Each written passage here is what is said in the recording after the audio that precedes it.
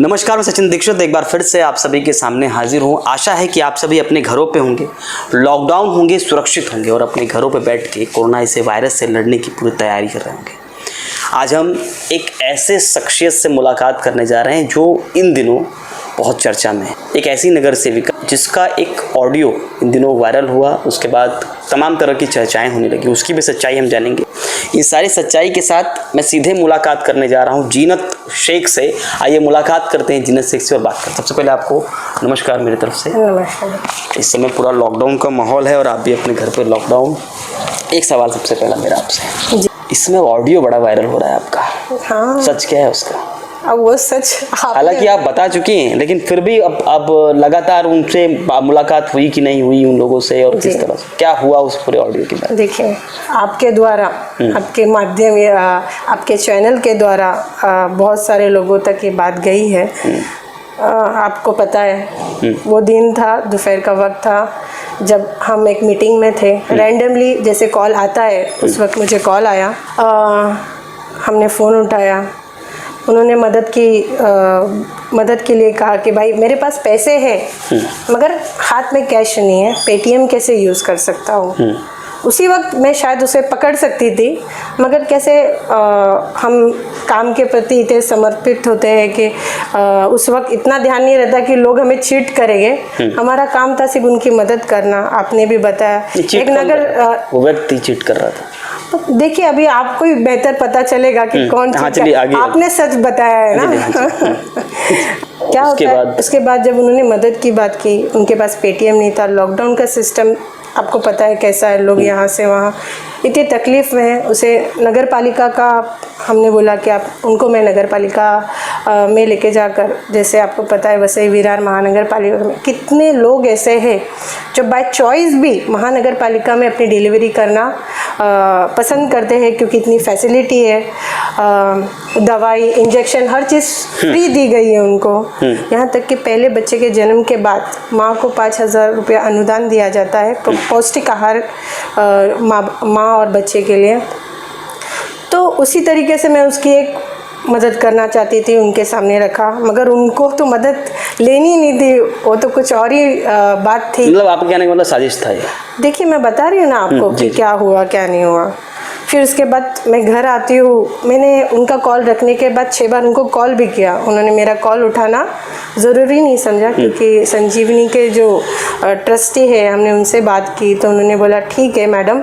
आप उसी दौरान हाँ बात कर चुकी थी मैं, और उनको 6 बार कॉल किया, मगर जब उन्होंने कट करते गए फ़ोन तो मुझे कहीं ना कहीं कुछ खटका कि जो इंसान तकलीफ़ में होता है उसके पास कोई चॉइस नहीं होती है। वो ये नहीं बोलेगा कि मुझे यही तरीके की सब्जी खानी है, या जो भूखा इंसान रहता है वो ये नहीं बोलेगा कि मुझे वही चाहिए। अभी कोई भी व्यक्ति आपके पास आए और बोले कि मैंने यहाँ नाम लिखाया है और मुझे वहीं डिलीवरी करनी है, जिसके पास पैसे नहीं हो, तो वो जहाँ उसे मदद मिले वो इंसान वहाँ के लिए दौड़ जाएगा। और उसकी बातों में नरमी होनी चाहिए।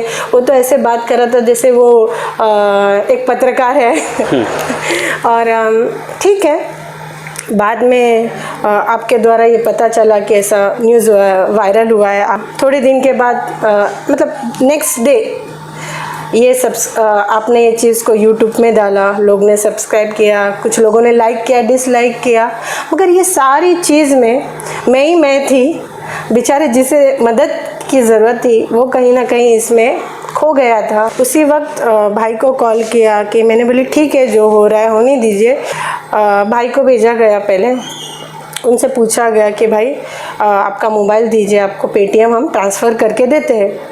तो ना उसके पास ऐसा मोबाइल था जिससे वो रिकॉर्डिंग कर सके, ना उसके पास ऐसा मोबाइल था कि जिसमें पेटीएम डाउनलोड हो सके, ना उसके पास इलेक्शन कार्ड था, वो तो बात छोड़ दीजिए आप, ना उसके पास पैसे थे जो ऑडियो में उन्होंने कहा है कि मेरे पास पैसे है पेटीएम में, मगर पेटीएम है मगर ऑन कैश नहीं है। अगर ये व्यक्ति ने ये भी बताया कि मुझे कहा गया था मैडम कि आपको कॉल करके आपकी मदद ली, हाँ आपकी मदद के लिए बोलना है, आपको बोलना है, और देखिए वो क्या बोलती है, उस तरीके से हम वो वीडियो वायरल करेगा और जो जो हम बोलेंगे वो पीछे बोलते जाना। जब हमने महानगर पालिका के बारे में बात की तो उसे बोला गया था कि मत ले, ऐसा करके उसने खुद ही कबूला है। और जब उस व्यक्ति ने हाँ ऑफ रिकॉर्ड भी ऑन रिकॉर्ड भी हमारे पास है, वो करना नहीं चाहते थे हम, मगर कैसे आजकल दुनिया है, कल कोई भी जिस प्रकार का माहौल चल रहा है लगातार, तो उसमें सच्ची निकालना जरूरी था। हाँ जी, रोने लगा। हमने जो मदद करनी थी ऑपरेशन में वो कर दी। मतलब पूरी मदद आपके द्वारा हो चुकी है उस वक्त। जिस तरीके से आप बाहर जाएंगे तो 40 से 50 हज़ार रुपया ऑपरेशन का लगता है। उस वक्त मियाँ बीवी दोनों रो रहे थे कि दीदी हमसे गलती हो गई, शायद इसकी सज़ा मिल रही है। पहले डॉक्टर बोला था कि नॉर्मल होने वाला है, अचानक से खून कम हो गया बदन का। बच्चा जो हमारे पेट में होता है, थैली में होता है, उसमें पानी होता है, वो पानी निकल गया। हमसे गलती हो गई, मुझे माफ़ कर दो, शायद सज़ा दे रहे हैं। मैंने बोली ऐसा कोई बड़ी बात नहीं है, नॉर्मल ऑपरेशन, मतलब नॉर्मल आजकल बहुत कम हो रहा है, ऑपरेशन भी होते हैं आजकल ज़्यादा ऑपरेशन का, इसमें आपकी गलती नहीं है। आपका लोगों ने सही तरीके से गलत आप मदद के लिए शायद गई होगी किसी के पास, तो आपका किसी ने गलत इस चीज़ में यूज़ कर लिया। यानी कुल मिलाकर कहने का मतलब ये है कि एक व्यक्ति के पास पेटीएम नहीं, साधारण फ़ोन है, रिकॉर्डिंग वो करता नहीं, उसे कराया जाता है और उस व्यक्ति को हॉस्पिटल पहुंचाया जाता है। ये क्या सच है इसमें? हॉस्पिटल उन्होंने बोला कि मैं आपको हॉस्पिटल पहुंचाता हूं और मैं आपको सब खर्चा दे दूंगा, आप टेंशन मत लीजिए। जिस व्यक्ति ने साजिश रची, हाँ, जिसने साजिश रची थी मेरे खिलाफ, मगर बाद में वो बैक स्टेप कर दिया, ऐसा उसका खुद का कहना है। दीदी आप फरिश्ता बन के आई है मेरे लिए, आपने इतनी मदद करी, उसके लिए शुक्रिया। देखिए ये सब चीज़ मैं ऑन रिकॉर्ड बोलना नहीं चाहती सही में, लेकिन जो माहौल है उसके लिए आपको बोलना पड़ा।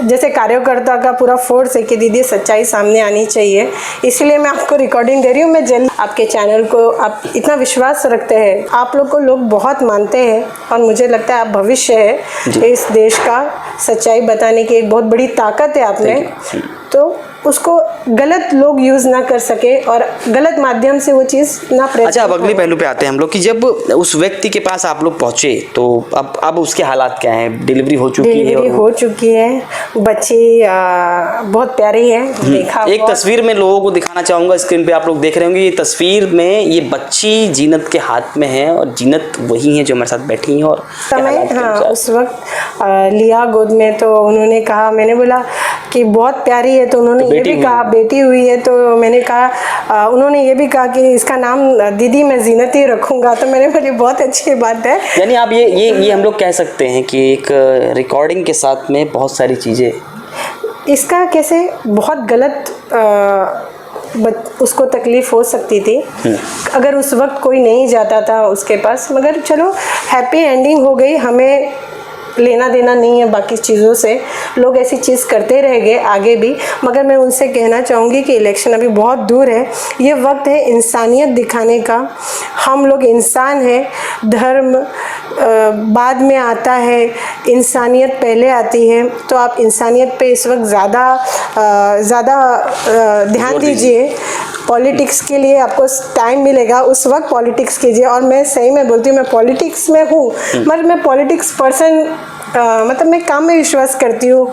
ये अपनी सफाई देना या किसी को अपना मुझे आगे बढ़ने के लिए किसी को नीचा दिखाना, ये सब मुझ में वो क्वालिटी नहीं है। जी, थैंक यू। आज के लिए इतना ही। लेकिन सारी बातें सुनने के बाद एक बात तो साफ है कि उस रिकॉर्डिंग में बहुत सारी सच्चाई अब सामने आ रही है। सामने ये भी आ रहा है कि उस ऑडियो के साथ में एक राजनीति की गई, जैसा जीनत जी बता रही हैं। अगर ऐसा किया गया है तो निश्चित रूप से समाज में उन लोगों के लिए जो हम आपस में फ़ोन पर बातचीत करते हैं वो गलत हो जाता है। लेकिन उस ऑडियो को सुनने के बाद ऐसा लगता है कि पीड़ित है, लेकिन अगर पीड़ित की सच्चाई कुछ इस प्रकार से है तो वो खतरनाक भी है।